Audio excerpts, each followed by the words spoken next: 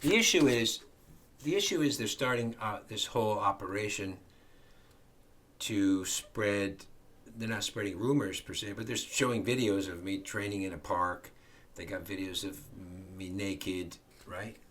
They got me videos of me defecate, and they're now circulating it to the community, which is a small community, and the community's got to watch it, and they're gonna be more distant. They're doing the same. I'm saying they're doing the same thing. They're not stopped. They've never stopped. They will not stop unless they go to jail. They go to prison. Does anybody understand? You have to put them into prison, into jail. No matter what they say, you just arrest him and throw Andy and Brian and Sophie and throw all the Starbucks employees into jail. Just close your eyes and you'll see something, a story never seen. It started at Starbucks with a barista queen. She joined a criminal group one day, a group that couldn't be seen. But Paris, he fought them all like the animals in the sea. The animals in the sea.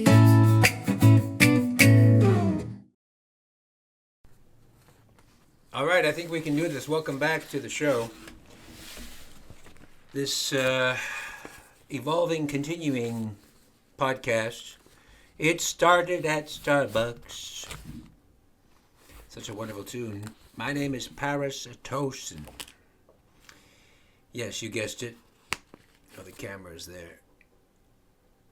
I'm used to looking at the camera here because all my years I've always, the camera was this, but the lens is here, so pardon me. It's just a natural habit. Habits are hard to break. Well, why are we here today? That's a good question. Why are we here today? Well, it turns out that harassment, stalking, the violence from pseudo ex-partners is a serious concerning problem that the police have fundamentally failed and are appropriately derelict in that duty. I'm not here to ask for the police's help because I gave up on them a long time ago. And there is an episode, I think it was episode 3 or 2. You can watch that at your leisure. Today we're going to talk about the continuing harassment by Kozlowski and Rushinsky and their network. Again, we're dealing with organized crime. Organized crime is a network of members and associates. Associates can be their neighbor, cousin, ex-girlfriend, girlfriend, wife, wife's friend. So and I've tried to explain this to the police many times, and they didn't understand it back then. That there's a criminal organization, right? There's a criminal organization, and there's 15% of the organization are hard criminals who've done time, who have no job. They're full-time criminals. And then there's the other 85%, which probably half of those are criminals, wannabe criminals. They help out with crimes, right? Help out with fraud. They provide information. If they work at a government service, they'll provide addresses and names to the criminal organization, right? If they work at a mechanic shop, they'll sabotage the tire, plant something, right? So they're kind of associates, but they help out in the crime. And they often don't necessarily know what crime they're helping out on. They'll say, listen, I want you to stand here on the corner between 3 o'clock and 3:15. You'll see a guy with a minivan. It's going to be gray. guy looks like this. He's got so colored skin, and he'll be having a bag. Okay, now as soon as you see the guy, take a picture or call us. You text me. As soon as you see him, you text me. So there's those types of people. They don't know what they're doing. They don't know who the target is. They don't know all the background. Or they may know some of it. And in some cases, they'll know and they want to get involved. In some cases, they'll just say, yeah, I'm available. They love to help out. And it can be any race. I've seen Indian race. I've seen Caucasian. I've seen, Greeks. I've seen all kinds of... There's no exclusion from the races. So I'll be talking about, there's an Indian couple that was involved in something. So the hard part is to distinguish. The hard part for me was when I spoke with the police was to say, well, this is organized crime, and the police look at these people, well, they don't look like criminals, and they don't even have tattoos, they don't have a gun. I'm not following you. Well, because you don't understand how things work. They're still part of the network. It's a network. That's the advantage of organized crime. It's a network of operatives, okay? And they can change people, they can change faces. And the idea is so you can't arrest anybody. I'm explaining it to you, there you go. I'm explaining it to you. I have tried for many years to explain it to the police. They do not understand. Unless there's a guy with a gun shooting, they understand that. Anything else, they do not understand. And I don't want to hear, if they ever go on television, the police ever go on television, well, we did understand. No, you never understood. Never, ever has a police ever understood the meaning of a criminal syndicate, okay? They're not all hardcore criminals committing the crime. It's a network of associates, members, cousins, second cousins, friends from out of town, wives, ex-wives, children. I've seen children help out. And all of these people may not even have a criminal record. They may be completely anonymous. And that's the advantage. The advantage is they don't look like a fucking criminal. Sorry, I'm swearing already. But you can swear. This is the YouTube. You can swear. I will swear once in a while. This is an interesting story because when I've been teaching my podcast, Sacred Shaman, it's a very spiritual oriented, knowledge oriented, kind of sacred knowledge. We're talking about exotic topics, and there's no swearing because I'm not a person who swore. I'm not a person who likes to swear. I'm not a person who gets involved in all kinds of dirty behaviors. And so it's very different, that approach versus, and I always had trouble because, you get kind of pigeonholed. I got pigeonholed as this sacred spiritual speaker, which I am, and I enjoy it. But life is very dirty. There's a lot of fraud. In my case, there's people trying to kill me. There's a lot of hardship. There's financial challenges that are well beyond the normal things, because in addition to dealing with financial challenges, there's somebody trying to kill me or sabotaging my vehicle so that I crash, trying to stab me, trying to shoot me. Like, life is hard enough. Life is hard. Like if you're having trouble paying rent, it's hard. It's to come up with the money. If there's a guy trying to kill you at the same time, we're talking about cinematic urgency, and that's been going on for 10 years. Okay, that's so. So despite I'm teaching this really sacred stuff, which I enjoy and I love, I have to deal. They're trying to drag me down into their world of toxicity, anger, hate, all of that stuff. I don't even know the terms. And then when you deal with the police, then the police don't understand high fancy words. They're not very intellectual, so my language is more intellectualized. I use bigger words. They don't understand it. So, but then when I start to use lower language, they start to understand it. But then when I start swearing, they start to understand it. But they ignore it, but they start to get it. Okay, he's upset. Right. But then you can't get too upset with the police because then they think there's a problem with you. But then if you're not upset, they think, well, it's no big deal. He's over it, right?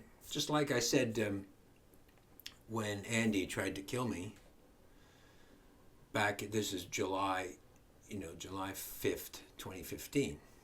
I mean, he tried to kill me. But he didn't, right? He couldn't do it. He couldn't even knock me down. And then he ran away like a little baby. Now, when the police showed up, I said, the guy tried to kill me. And they would say things like, well, but you're still alive. Yes, but that's irrelevant. That's irrelevant. Because I could have been dead. Right? But he didn't have a weapon. Well, you can kill somebody with a punch. You can kill somebody, especially with a trained killer. He is a trained killer. You can kill somebody, one punch, one strike, you can kill someone. Let alone 20 or 25, which was the case. So the police would say, well, you're still alive. So then there's no urgency to it. Well, if I was dead, then what's the fucking point? What's the point if I'm dead? There's no point. Like the argument of the police is ridiculous.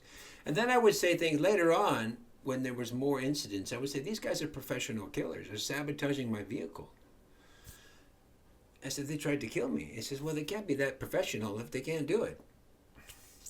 Like, they always tried to shuffle it off, and then they wouldn't investigate. Well, there's nothing to investigate. You're still alive, and they didn't succeed, and we don't know who they are. You didn't give us their name. I don't know the name of the guy who sabotaged my vehicle. I'm sorry.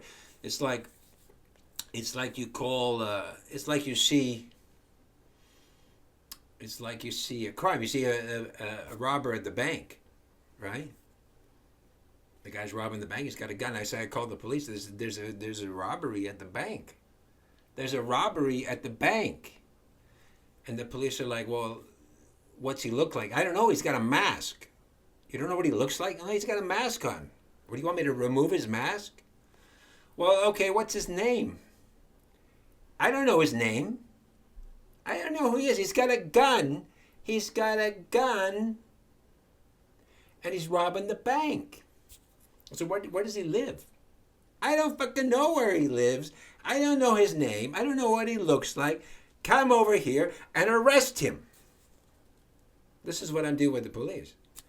Well, I'm not coming there. You don't know his name. You don't know where he lives. You don't know what he looks like. I think you're just making this up. No, come to the fucking bank. I'm not coming to the bank. How do you know he's robbing the bank? Well, there's a bag full of money. There's a bag full of money, and he's got a gun on the teller.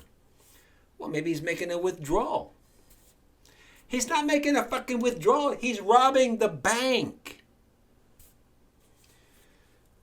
What's the serial number on the gun? I don't know the serial number on the gun. For the life of Jesus, get over here. And they would say, we're not coming here because you don't know his name. You don't know who he is. You don't know where he lives. Do you have his phone number? No, I don't have his phone number. You don't know who he looks like. The money could be just from his account. And you don't know the serial number on the gun. Will you get over here, please? I would say, please, get over here before he escapes. Oh, he's gone. And then they'd show up. They'd show up 4 hours later. I've had incidents. I would call. I'd have to convince them to come. And they'd show up 4 hours later. And they'd say, well, there's nobody here. Well, of course there's nobody here. They were here 4 hours ago, and then they left because they're not waiting for you. And then they write in the report, well, he called about this stuff, and there's nobody here, so we can't investigate further. Completely unfounded. The guy's probably delusional. No, you showed up 4 hours late. They're not waiting for you. They're not waiting for you. The police. Anyway, that's my frustration with the police. Just like this case, right? Let's look at the video. Let's look at the video. This is Andy.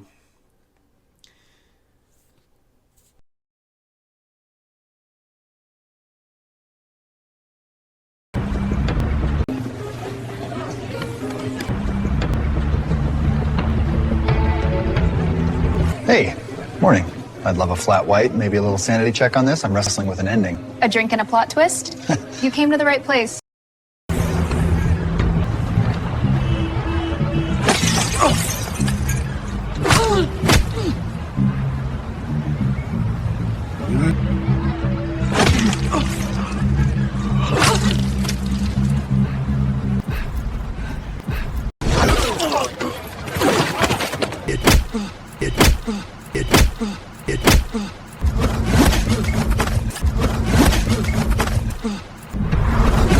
Don't you know I kill people?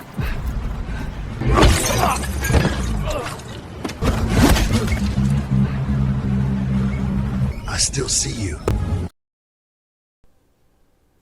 You see, now, it's pretty gruesome, right?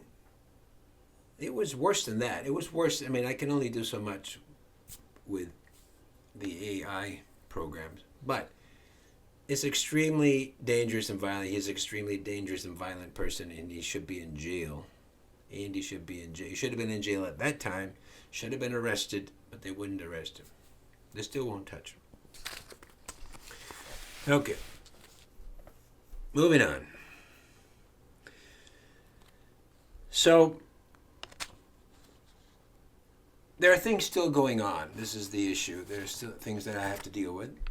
And since now we have a podcast that seems to be continuing because they are continuing, I'm going to try to work into a system where I'm just present facts and things that I notice without judging it as much, unless it's something we can offer an opinion on.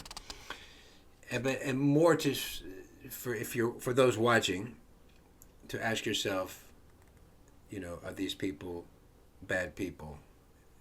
Is it criminal? Or am I the bad guy? Because I've been painted the bad guy. The police, as I pointed out, the police have surveillance on me, have had it for many years.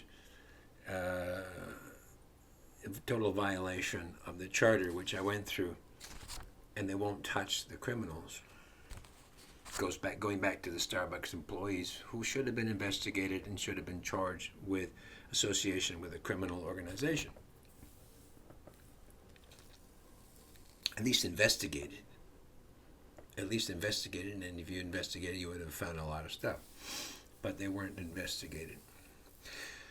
Okay, so let's just today. Today we are December 30th, at the end of the year. Hope all of you are preparing for a wonderful new year. This is my new year. This is what I'm doing on New Year. So I went to the park today to do some of my training. Okay, so this is what happened. And I went to a completely different park. Now, there's an issue where I've been going to, I'll get to it, but I've been going to a certain park near my place. And they've been stalking me and following me to this park. They've been recording me, and they've put cameras to record me at the park, and then they would show this video footage to their network, right? Secretly, in their chat rooms. And my training, I'm not doing anything. My training at the park is a little strange, but it's none of your business what I do, how I do my training.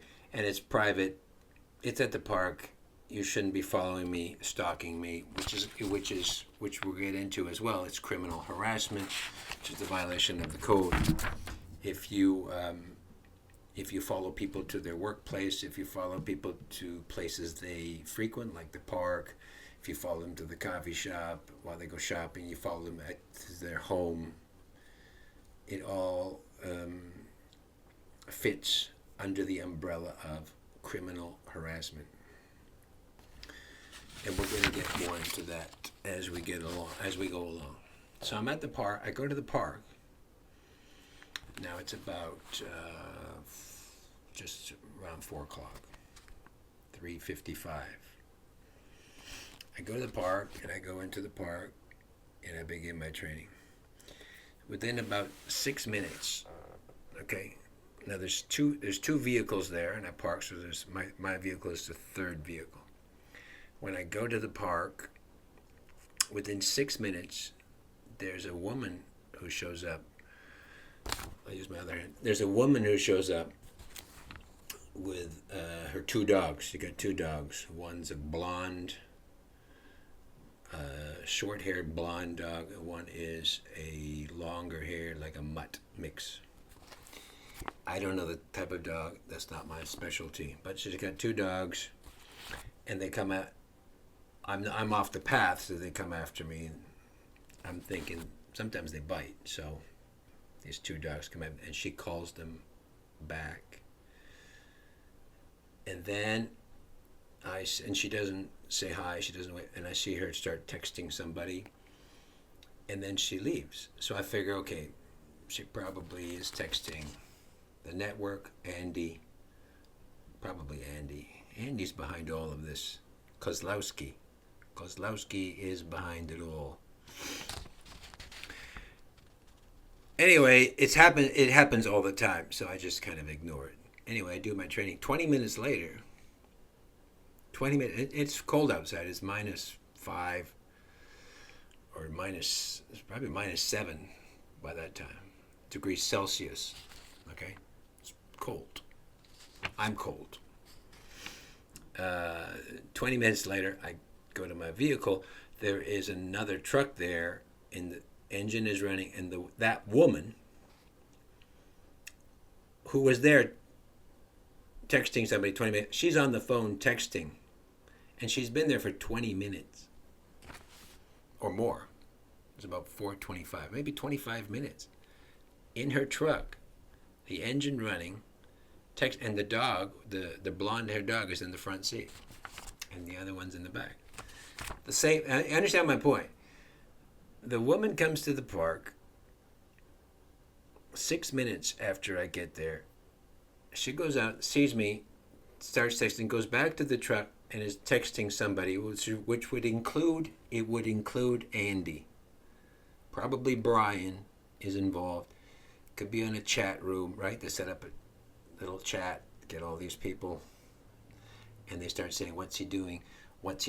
He's doing this. He's at a different park. Yeah, he's at a different park. But we set up the cameras at the other park. So how are we going to record him at this park? Well, shit, he's smarter than us, right? This is what they do. They're paranoid. These are paranoid, delusional, dangerous, volatile, homicidal maniacs who should not be on the street without medication.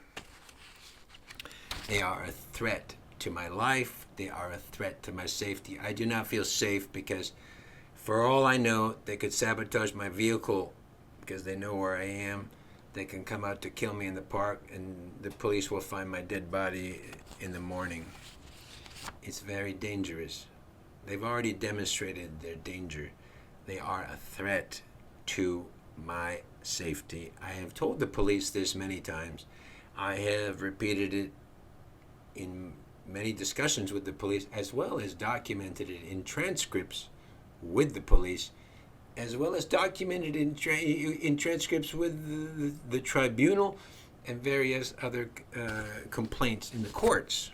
So it's all documented. I've documented it with my previous employers, and I've stated it publicly online, as I'm doing now. I'm stating it publicly again online, so that we have a record. This is called a record. If anything happens, refer to the record. Police negligence. Okay. I keep going back to the police, don't I? Because it's a criminal organization. It is a statutory duty. They have not remedied the situation, and they don't know how to, or they don't want to. Okay, now as soon as I come out, she puts away the phone. She's like, she gets nervous. She puts away the phone, put it in reverse, right? So there's a connection to me, right? She recognizes me. She knows who I am. She probably knows my name. She knows my name. She knows she's seen videos about me. This woman who I do not know. She's a local. She's a local girl. Now, she does know, I didn't see any tattoos. She doesn't look like she kills people. She's like a local woman who's now connected to organized crime and working to gather information, to scout, to confirm things. Now she's scouted. I go to this park. Now they're going to start coming to this park. They're going to set up cameras. They're going to send people out to walk their dogs. And this is all what they've been doing for years. They're going to send people to walk out their dogs. Oh, I'm just walking my dog. And then they report to Andy and Brian. Maybe even Sophie. Maybe even Sophie knows what's going on. I don't know anything, Paris. I'm an innocent little girl. Oh. But she wasn't so innocent for many years. Okay, so I'm reading some of my notes here. Now, okay, it gets interesting, right? Because after the first batch of videos I made about this, which was a couple of weeks ago, so the day, almost a day or two after, I get some phone calls. So this is on December 11. So I probably uploaded around that time, December 9, 10. I'd have to check. But it was around that time. There's new episodes, which I start talking about all of these criminal acts and the police. So on December 11, I get 2 phone calls from strange numbers and local numbers. They're local numbers, and I don't know who they are, and they're missed calls. And then, and I was at work, so I checked my phone, and then there's another call, right? There's another call, which I miss. So I said to myself, well, they're local calls, and they're calling me. Maybe it's a wrong number. Maybe someone's looking for something. It could be maybe, not a lot of people have my phone number, so it could be, one of these businesses, maybe one of the insurance company needs some information, right? I don't know. It doesn't say this is a bad call. So I call, and it rings, and then there's a couple of clicks, click, click, and then there's like a sound of a machine, and there's another click, and then it goes, there's a little pause, and then it goes to some recording device, and then there's another click. Anyway, there's a lot of weird clicks. Well, normally in the movies, like if it was a spy movie, it was the Bourne Identity or something. That's the kind of sounds it makes. Okay. So I know something happened. They've got my phone. They got my phone number, which I didn't give it to them. So somebody gave them my phone number, and now they've done something to I'm assuming, I'm speculating, they've done something to my phone. But as you can see, that's December 11, and then I get another call. So now I can't answer the phone. It's December 12, I get another call, all from strange numbers. And this one comes from, they put the names, the other ones didn't have a name. So in this one they put a name, Hannah B. Right? Because maybe they thought, if you don't put a name, he won't answer. I'll put a name, Hannah B, and then I'll answer. I didn't answer that phone. And I did call one back just to make sure that it was legit. Anyway, it didn't seem legit. So I got 3 phone calls from anonymous. Now I'm assuming at the time, they're tracking my phone. They've hacked my phone. Again, they've done it before. They've done it many times before. Again, I can't call the police because I have no proof of anything. They didn't say anything. They didn't threaten me, right? There's no apparent crime, but it is continued harassment from this criminal organization and the network. It's a network thing. It doesn't matter. To me, it doesn't matter if it's Hannah B. It's Andy, and it's the network. It's the criminal syndicate. It doesn't matter. Hannah, it's Brian. It's him and his friends. So no, after those calls, after December 12th, I got people following me around to the coffee shop, to my work. They come into my workplace again. They're parking their vehicle in front of the building.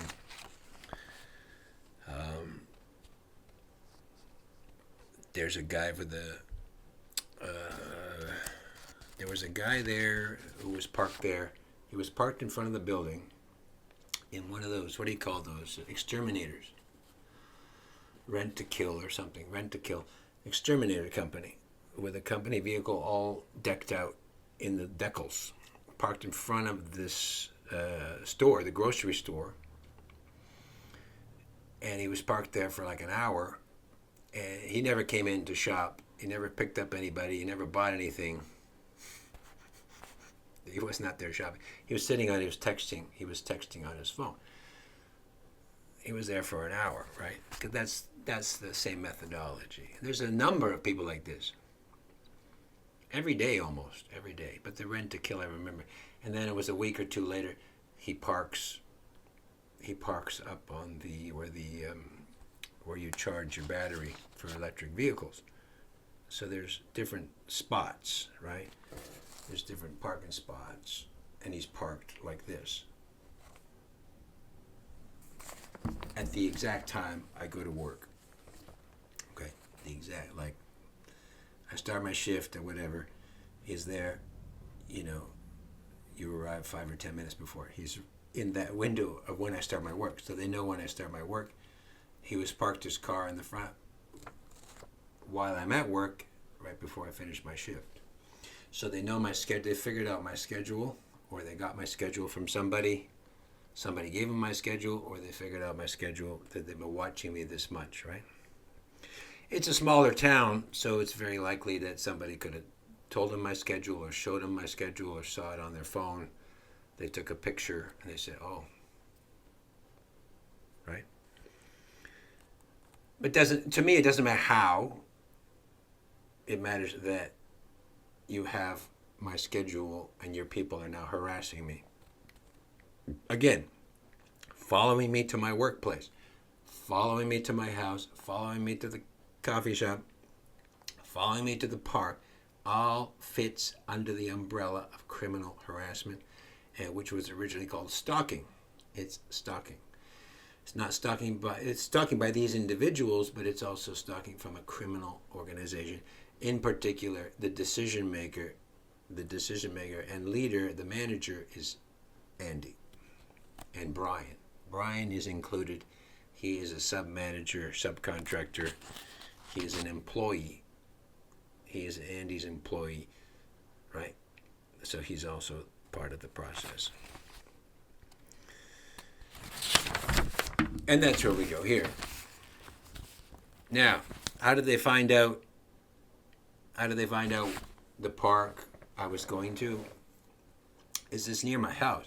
On September 18, I mentioned this on Facebook, on September 18, I come home after shift. At the exact time I come home after shift. So let's say I get off at 6 o'clock and I come home at 6:10. So they're there in that window, right? It would be 6 to 6:10 or 6:15. It's a very tiny window, okay? So I come home, and across the street from my house, okay, stalking, there is an Indian couple, and they're talking very loud in English, and they're talking very loud, but they're in direct line of sight to my house.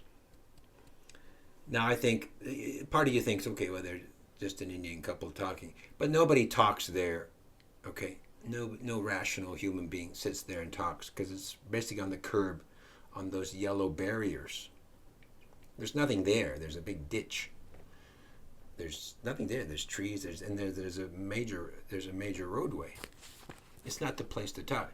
There's a park. There's a park up there. There's a Tim Hortons down the street, and there's a park You're not going to sit there. And it's cold.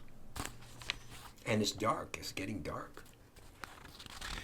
Because it was like, whatever, 6 or 7 o'clock. So now it's getting, what are you doing out there? Anyway, so I go inside. And I'm thinking this is kind of strange. So within 3 or 4 minutes, I go outside again to look, and they're gone. So, right? They're gone. That was September 18th. So after that point, they knew the park I was going to, and they're following me at the park, and they got people at the park, and then they got cameras at the park.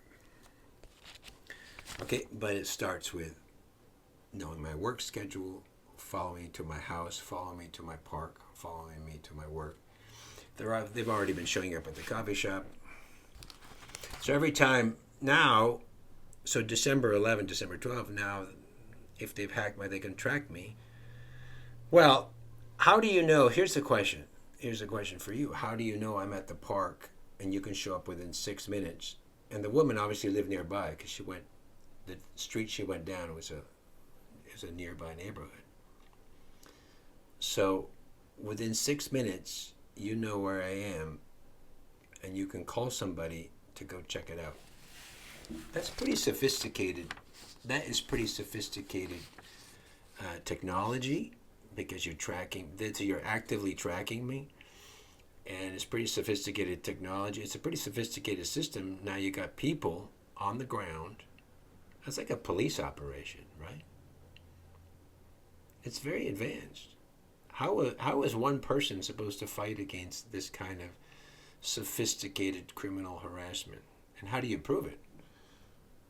How do you prove it? I can't prove it. I can't prove it.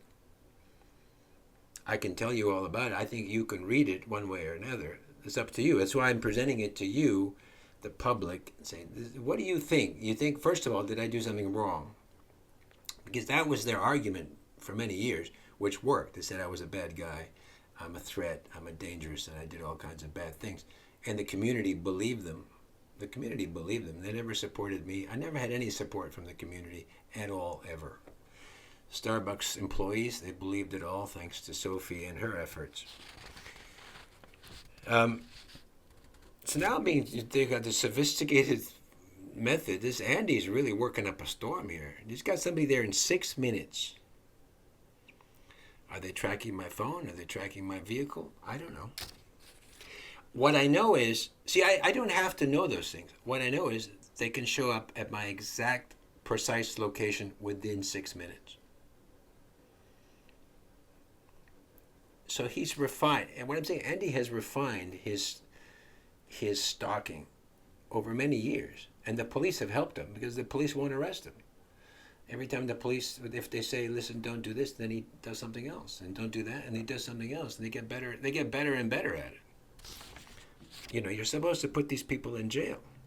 Rushinsky should be arrested immediately and thrown into prison. Same with Kozlowski. Both belong in prison. And all the Starbucks employees should be arrested immediately for cooperating with organized crime, which is a crime under 467.11. Which is well established. It is well established. There's plenty of evidence and there's plenty of witnesses. If only they looked into it, which they won't. Okay, so criminal harassment falls under Section 264 and includes stalking, surveillance, following, watching, and threatening. I would include voyeurism, but voyeurism, if there are the videos, there would be a separate charge for voyeurism, which is also a crime. And my safety is definitely, there's definitely fear for my safety, because these people have tried to kill me numerous times.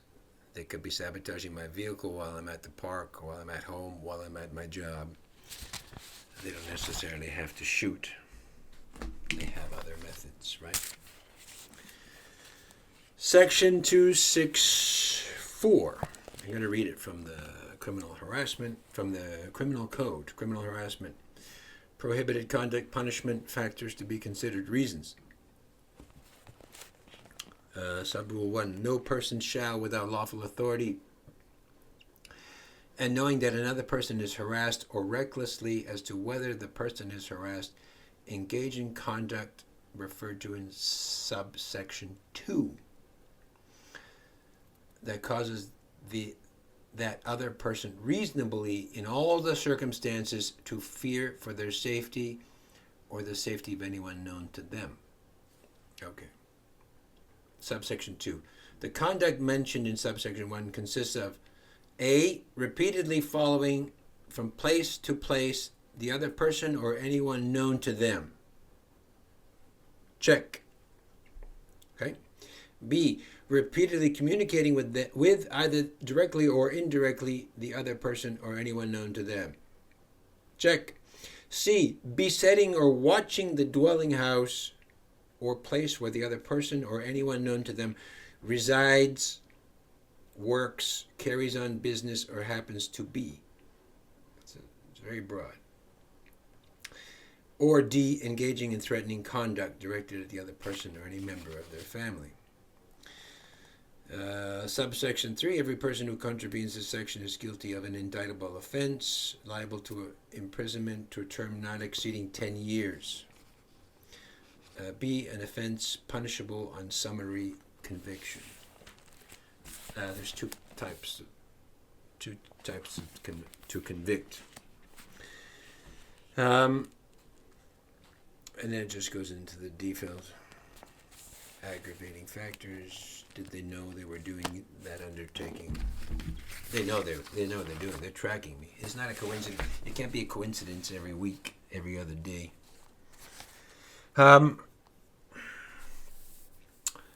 So, in the past already, I've established they tried to kill me 11 times that are measurable, many other times which were avoided. So we know that Andy and Brian want to kill me or hurt me. They've approached my colleagues to show them videos and say, look at the videos, and the colleagues would then be either scared or they would lose respect, right? And this has a huge effect on me because the community, it causes anger and rage, loss in confidence in my own ability, lower self-worth, lower dignity, a diminished sense of personal safety because I have to be careful where I go. Also causes alienation, isolation, right? People don't want to associate with you, and I can't do anything about it.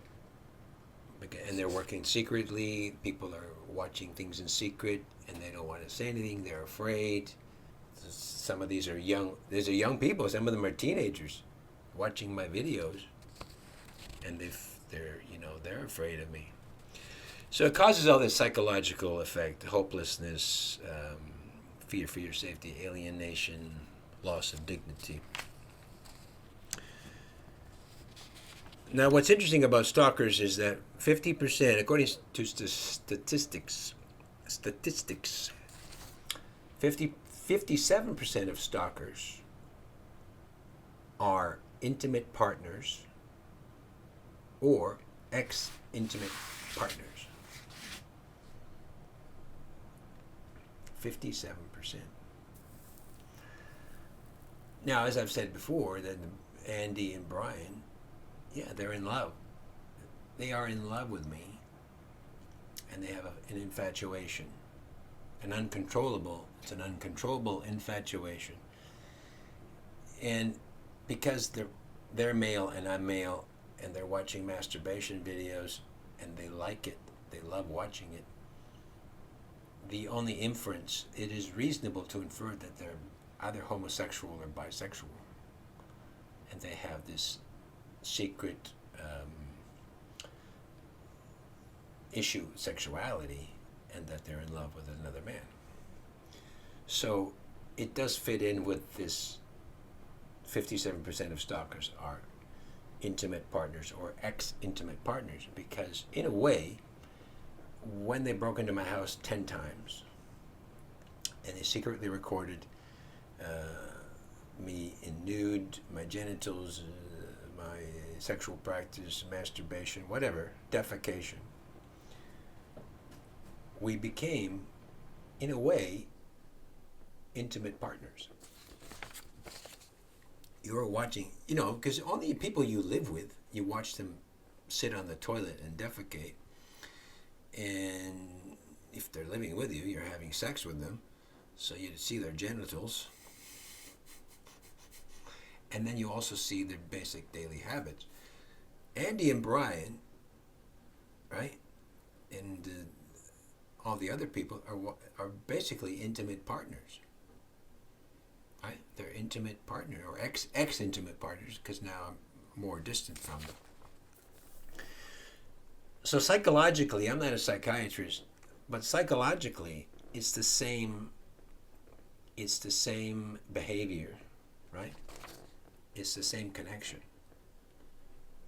That in a way we're intimate. They've seen me intimate. I've never seen them intimate. And I don't want to see them intimate. I don't want to see his penis or his genitals. I don't want to see him on the toilet. It's the furthest thing from my mind. Furthest thing. But they're watching me, so they are in love. Again, think of psychology, psychiatry. This is an infatuation, a fixation on somebody. And because they're male, they have this kind of homosexual fixation on me, such that now they continue to follow me. And now they're getting a new network, because I live in a different city. They're building another network to follow me and to record me, and then to watch those recordings and have people report where I am, what I'm doing, who I'm talking to. It fits in the description of a former sex partner, even though we've never had sex per se. In their mind, I'm saying these are criminals, right? These are disturbed people. In their mind, they are in love. And they can't let go. They are in love. Andy, Brian, they're friends. They can't let go. And they're going to continue to starve me or kill me or whatever they want to do, because there's no police. The police have left. The police can't do anything. The police will say to me, well, again, as I say, remember the bank robber. You don't have their name. You don't have the fingerprints. You don't have the serial number of the guy. I don't. Why don't you get it? Why don't you use your resources to go get it? Go in Brian's house and take all his computers, get his Snapchat account, and get all of the files and get all of his network, and then you get it from them. Well, we can't do that. He's got a lawyer. So what? Since when did the police listen to lawyers? So that's the negative part. Okay, that was fun. And the issue is they're starting this whole operation to spread. They're not spreading rumors per se, but they're showing videos of me training in a park. They got videos of me naked, right? They got videos of me defecate, and they're now circulating it to the community, which is a small community, and the community's got to watch it, and they're gonna be more distant.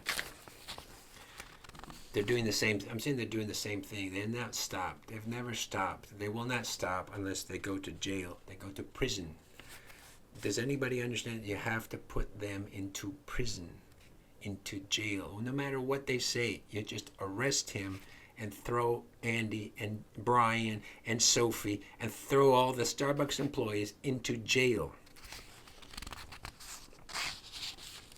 And the police will be like, well, he keeps repeating the same thing, Mr. Tosen. Just simply, we cannot do it, what you wish for. The same thing the tribunal said to me. If you read the tribunal decision, it says, Mr. Tosen wants me to believe his point of view, and I don't agree. The whole decision, if you read the tribunal, I know Mr. Tosen wants me to believe his viewpoint, which is the truth, which is I'm telling the truth. But unfortunately, I don't find him this and I don't find this, right? The police will say the same thing. Mr. Tosen, no, you want me to arrest. We know you want us to arrest these people, but we simply don't have evidence and we don't know what we're doing. And we can't investigate because he's got a lawyer, he's got a big fancy lawyer protecting him. I don't care. I don't want excuses. I don't want to hear excuses. I want you to arrest him. You've been giving me excuses for 10 years. 10 years of excuses. I think that's enough. I don't want any more excuses. I want you to arrest these people right now before something fucking bad happens. Again, Mr. Tosen. Simply, there are things we can do, and there are things we can't do. And most of this we can't do because we're useless and stupid. That said, it's noted. Yeah, they're going to wait for a tragedy. I don't care. They'll wait for a tragedy. And then the key is, well, this is historical record. When the tragedy happens, you will have, I warned them, I told them, I asked them, and they failed to do their job. And they're going to come up with all kind of excuses to wash their hands. At the end of the day, you failed to do your job, which is called negligence. That's what it is. It is called negligence. I should do a song about that. Negligence, oh negligence, we are all negligent.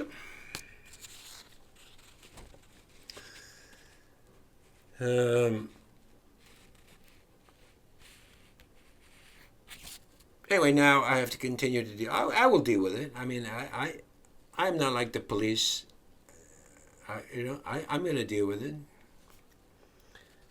Don't worry. I'm going to deal with it my own way. Right? I will deal with it my own way. I don't need the police anymore. I'm going to get you. Don't worry. Normally, in normal cases like this, there's a mass shooting and there's 10 or 20 dead people. And normally, that's what happens. The system fails. The legal system fails, and there's no justice. The police fail, and then there's a mass shooting. I mean, that's usually what happens. I'm not saying that's going to happen in this case. I'm not saying that. I'm saying, but when there's a mass shooting, it's because of years and years of negligence. Right? Eventually something happens, right? We don't know what it will be. I'm not saying there's going to be a mass shooting. I'm just saying, historically speaking, that's where they come from. They don't come from crazy people. They come from people who were harassed, abused, and pushed to the limit, and then do something to resolve the situation where the normal system failed, right? The legal system failed, the tribunal failed, the courts failed, the police, the law enforcement failed. So there's no chance of, you can't continue the same level of stress and harassment. At some point, things happen. Again, I'm just saying, historically speaking, that's what happens. Me, I have other ways to deal with it. The good thing about me, I still have a sense of humor. I developed a sense of humor. That's the other thing I didn't have before. I didn't really have a sense of humor. I was a very serious person. What I talked about was very serious, and I took it very seriously, and I still take it very seriously. But I didn't have a sense of humor, so a sense of humor is integral. Right. It's integral to surviving. A sense of humor is a necessary characteristic for human survival. And in my personal view is, if you don't have a sense of humor, if I meet someone without a sense of humor, I will be afraid to build a strong relationship with them. Because, especially if it's the opposite sex, because you have to have a sense of, if you have no sense of humor, there's something missing. There's something blocked. Okay? And eventually, if you get old enough and you've been abused enough and you've been molested and raped, you can be depressed about it, or you can develop a sense of humor. But that's it. I mean, right? I mean, some people have been traumatized when they were young, and today they're just not doing their own medication, they're in therapy. What you need is a sense of humor. Find the humor, right? Find the humor in it. And when you say it's not funny, it is funny. You make it funny, right? You've gone through a terrible situation. Molested, raped, beaten by your ex-husband, robbed, defrauded out of millions of dollars, and you're broke, and you're depressed, and your ass hurts. I mean, you could buy some Vaseline and start taking drugs, or you can develop a sense of humor. You have to be very serious. Is to develop a sense of humor, because at the end of the day, it's not the end of the world. It's not the end of the world. You know, you don't have money, well, you can get another job, make some money. You won't make the same amount. It doesn't matter. Your life is not about money, right? Life is about happiness. Life is about healthy. You're alive. You're alive. Celebrate the fact that you're alive. You got a bed to sleep in. Celebrate you got a bed to sleep in. You got food, maybe not a lot. Good enough. Can of beans. I got a can of beans. Tell a joke about a can of beans. How many beans does it take? How many beans are in the can? So, a sense of humor, I think, is important, especially the older you get, because the life gets more and more challenging. The older you get, it gets more and more difficult. And then there are things that happen that you just can't rationalize, right? Your child dies. Can't bring him back, right? And then developing a sense of humor is not just to, you're not making light of it. You're not making light of it. You are bringing light to it. And you're saying it's not the end of the world. The child is dead. Okay, fine. Let's grieve. Right? Let's grieve, make adjustments, and then we have to continue. You have to keep living. Unfortunately, yeah, you got to keep going. Yes. Things happen to your health. Okay. You go through hell, you recover. Okay, now you're a different person. You can't move the same way. Yes. But life goes on. Life always goes on. Okay? You're still alive. As long as you're alive, I think, as long as you're alive, that's the gift. The gift is you are alive. What happens to you is just stuff that happens. You know, there's bad stuff and there's good stuff. It's not all bad. There's some pretty bad stuff. Yeah, you lost your wife. You got divorced. Oh, boo-hoo. So what? Everybody gets fucking divorced. You lost your child. Well, you got another one. So focus on that one and get a dog. You told me to get a dog. I lost my daughter. I'm not making light of the situation. I'm bringing light to it. You have to go on. The life goes on. That's it. Doesn't matter. It doesn't matter. Look at the Holocaust. The Jewish people, they were tortured, killed. Right? They were killed. They were ritualistically murdered. What did they get? They got a sense of humor. You know? It's not that they forgot, and it's not that they made light of it. It's just like, hey, let's also laugh, because I don't want to think about what the Germans did. So, worse things can happen. Worse things are happening to people all the time. So thank thank the spirits that that stuff didn't happen to me, right? All I got defrauded out of millions of dollars. Yay. Right? My wife took everything. Ooh, okay, so I have to make some more. Find a new wife. Yeah, I'm not going to marry that kind of woman again. I'm going to go, that was, she was blonde and tall and beautiful. I'm going to go brunette, short, and ugly. You got a new purpose in life. I'm looking for short, ugly brunettes. I've done the blonde thing. No more blondes.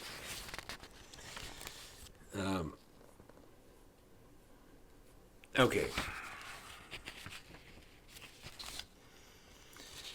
So, obviously, I'm dealing with a criminal organization. I've never dealt with that. There's no book. There's no book to teach you how to do that. You can't go to school. The police can't figure it out. They're law enforcement. They can't do anything. Think about me. They can't do anything. I got one person against the whole criminal organization run by a lunatic, right? Two lunatics, Kozlowski and Rushinsky. And they're getting advice from a lawyer. Make sure you don't say anything. Make sure you don't go here. If a cop approaches you, this is what you say, right? They've got all the angles. And now it's been 10 years. They're 10 years. They're professionals now. They outsmart the police. So it gives me a challenge, right? It gives me a challenge. That's my challenge. Instead of having some ungodly disease or mental illness, I have the mental illness outside of my body. It's a third party mentally ill people who want to destroy my life, who are fixated. It's a fixation. Fixation is a psychiatric condition. I haven't gotten into there. Maybe we'll do that in the next episode. Right? Stalkers. It's a fixation. It's an uncontrollable fixation. Right? It's an adoration. It is an uncontrollable adoration. It is 10 years.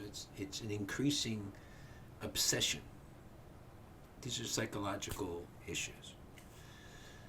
And they're dangerous because they want to kill you. First of all, they love you, but they also want to kill you. And then if they can't kill you, then they're going to destroy your image. They're going to destroy your happiness, right? They want me not to be happy. They want me to be depressed. And they want me to be alone. So everybody in the community, they think I'm a bad person, or I've done some weird things, and I've seen him naked. So the community now is distanced from me. That's what they want. Then I will be alone so that they can have me to themselves. He's alone. Now he belongs to us, or to me, right? It is this total I'm not a psychiatrist. I'm not a psychiatrist, but it after 10 years, it definitely is a psychiatric issue, and they should be arrested under the Mental Health Act and taken to a psychiatrist for a psychiatric evaluation, which the police can do without a crime. They don't have to commit a crime. The police can arrest under the Mental Health Act and take them to a psychiatrist and for a psychiatric evaluation. The first question is, did Mr. Tosen ever do anything to you? And no. Okay. Why do you have this fixation with Mr. Tosen? Are you in love with Mr. Tosen? You've seen him naked. Do you like watching his penis? Let's get some video. I'm going to show you some video of Mr. Tosen naked, and you tell me what you feel. Are you having an erection right now? So let me get this straight. This is the psychiatrist. Let me get this straight. You don't know Mr. Tosen? No. He's never done anything to you? No. But you want to kill him? Yes. And you want to destroy his life? Yes. Why? I don't know.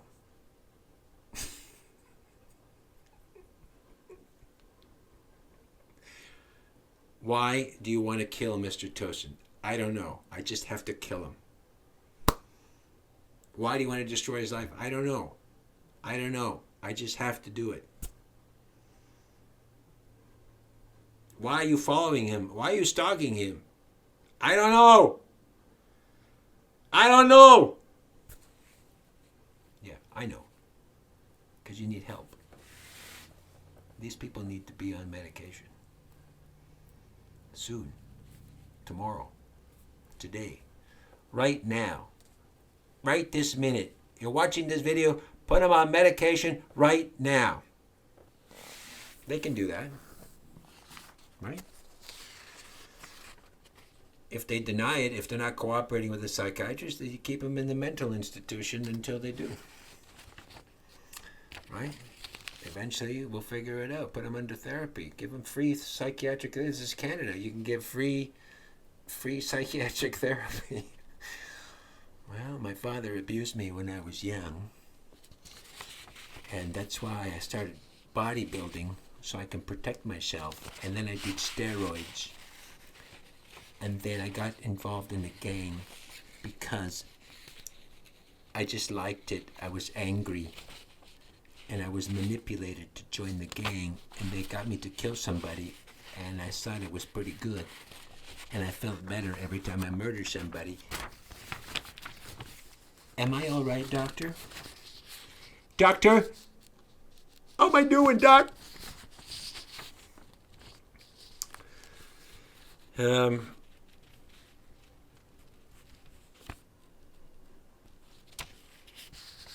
think that's about it.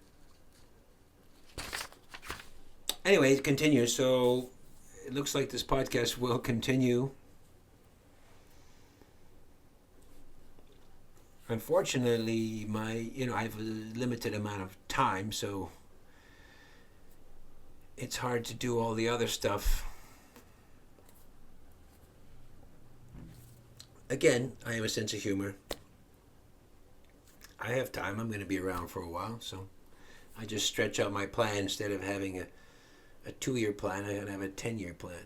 We'll eventually get my stuff done before I retire. I mean, right, it changes all of my plans, right? Because, first of all, I might not be here tomorrow. Second of all, my plans for the year are going to be completely curtailed because the finances are shot. There's a heavy amount of debt. I got to do all this legal stuff, which is very time consuming, So my own personal stuff I have to hold a job. And then all this personal stuff, and then I got the community at some point is going to hate me. They already do. I mean, it's already affected a lot of stuff, my professional stuff. But I can't control it. I'm not asking for sympathy. My first methodology, and as part of my own therapy, is to share what's happening. While there was a ton of information front-loaded, now we're starting to get into very specific incidents and events. And hopefully, you guys can see what's going on without me having to be... I've always been I developed a system where in the past, I'm very blatantly obvious and I repeat statements and I don't fool around. I don't string people along. All of my teachings, I don't string people. I just go right to the truth and just make sure I explain it as much as possible so there's no misunderstanding. Because previously there was a lot of stringing along, there was a lot of breadcrumbing, there's a lot of misunderstanding and manipulation. There's in this business, in the alternative business, a lot of manipulation. There's a lot of counterintelligence. So I came in very straightforward. So anybody who knows my work, I came in very straightforward, and I'm still very much like that. I just get right to it. The same thing with this. If you see this, I'm just getting right to it. This is the situation. Now we're getting to the point. Now several episodes in, we're getting to the point where I can just give you some recent incidents, and so you have all the backstory, or you can watch it on your own time. And is there anything significant, we will present it. If it's not significant, a lot of stuff now is so subtle, like it's hard to put together. And I should have added this caveat in the beginning, but I may get things wrong. I may have misinterpreted things. I may misread things, and if I misread things, I will correct it, or I will apologize. I think I'm at a point now where I can read things pretty good, and I'm not going to go too far. I'm not going to read. I used to read maybe sometimes too far, but now I'm just going to this is what happened, and it's awfully strange, and there's a lot of strange coincidences, and you can see for yourself, and I can see for myself that there's a game being played, there's another operation, there's another scheme. The hard part for me is, a lot of it is covert, and people are dishonest, and people hide things. Even some of my younger colleagues, they know stuff, they never say anything. So it's, you know what I mean? So the good news is I worked in an industry where it's very hard to get information, so I developed ways to get it. But it's still very hard, and some people, maybe they are just there at the park. I don't know. I don't think so. I mean, there's a lot of things happen which I don't talk about because I don't believe it's part of the deception. The things I talk about are only the highlights. When I go somewhere, there's a lot of things happening which are normal, right? And we're just kind of selecting the abnormal part and presenting it. Like the phone calls. Well, the phone calls followed the release of the videos. So, and then there were these funny, these mechanical clicks, and the phones didn't belong to anybody. It's like a machine, right? They could have a machine. I don't go beyond that because I don't know what they have. I'm sure there's technology to make random calls, or you make random calls through a box so you don't get traced, or you can get the IP address of a phone or something, right? I don't do all that stuff. I don't know the police would know all that stuff. Apparently they don't know. So I'm sure I can find out, but at this point in my life, I'm not going to learn all that stuff. I'm not going to get into too much of that because I'm still doing my work. I still have my artistic work, which I work on all the time, which I spend a lot of time on. And I have my personal studies, and we have the Sacred Shaman podcast. So I have plenty of things to do with my life. Now I just have another thing to do, which is to manage the criminal syndicate, the subgroup that want to harm, kill, or destroy my life. As silly and stupid as that sounds, that it is a silly and stupid situation.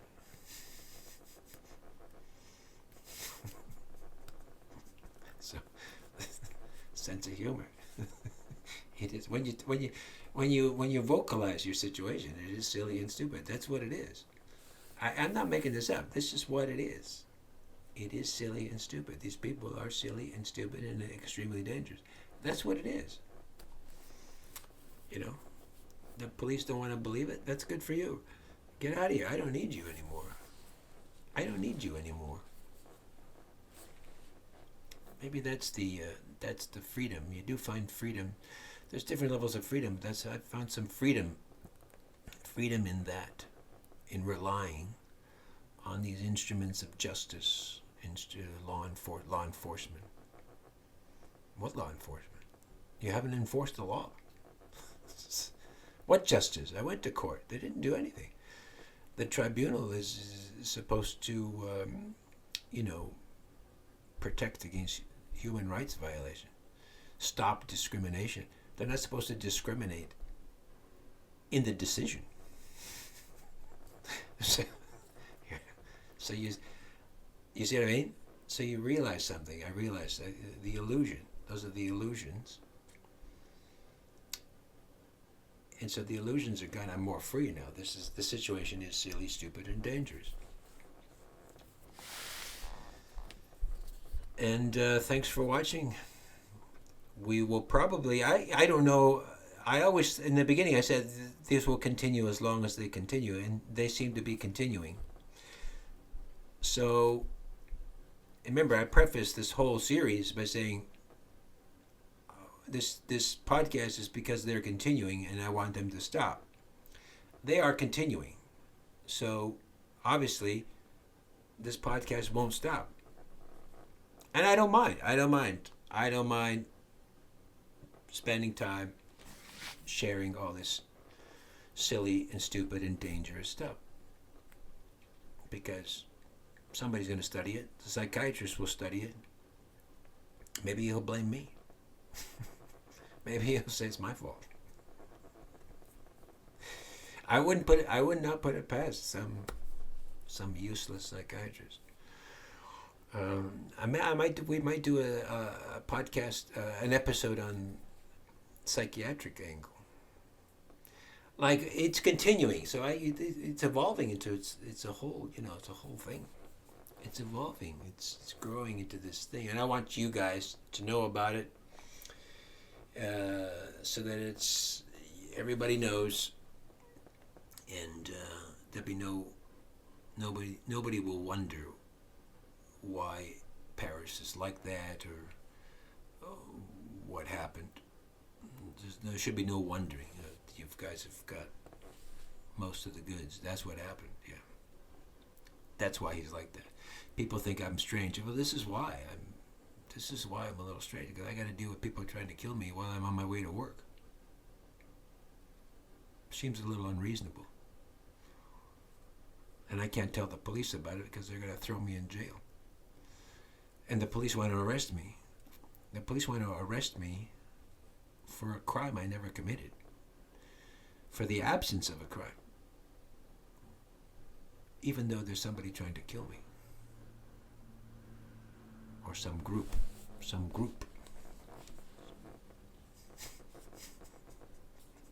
That's why I'm strange. That's why I say, that's why it's not a choice.